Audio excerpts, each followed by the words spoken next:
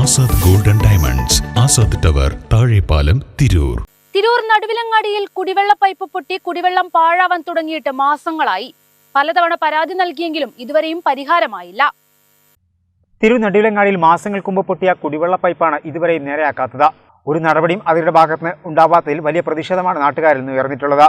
മാസങ്ങൾക്ക് മുമ്പാണ് ഈ ഭാഗത്ത് പൈപ്പ് പൊട്ടിയത്. പലതവണ അധികൃതർ വിവരം അറിയിച്ചെങ്കിലും ഇതുവരെയും ഈ ഭാഗത്തേക്ക് ആരും എത്തിയില്ലെന്ന് നാട്ടുകാർ പറഞ്ഞു.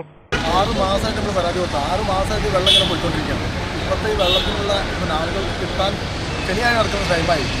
ഇപ്പോൾ ഈ വെള്ളം ഇങ്ങനെ പോകുക ഞാനിത് പറഞ്ഞപ്പോൾ ഊരാലുങ്കൽ നിന്ന് ഇതിന് സാങ്ഷൻ കിട്ടിയിട്ട് വേണോ ഇത് ശരിയാക്കാമെന്നാണ് പറഞ്ഞത് വാട്ടർ അതോറിറ്റി. അങ്ങനത്തെ ഒരു അവസ്ഥയിലാണ് ഇപ്പോൾ ഇത് എത്ര 6 മാസമായിട്ട് റെഗുലറായിട്ട് വെള്ളം ഇങ്ങനെ പോയിക്കൊണ്ട് എത്ര നല്ല വെള്ളമെന്ന് പറയുന്നത്. ഇത് കിട്ടാത്ത ആളുകൾ ഇഷ്ടം പോലെ ആളുകളുണ്ട്.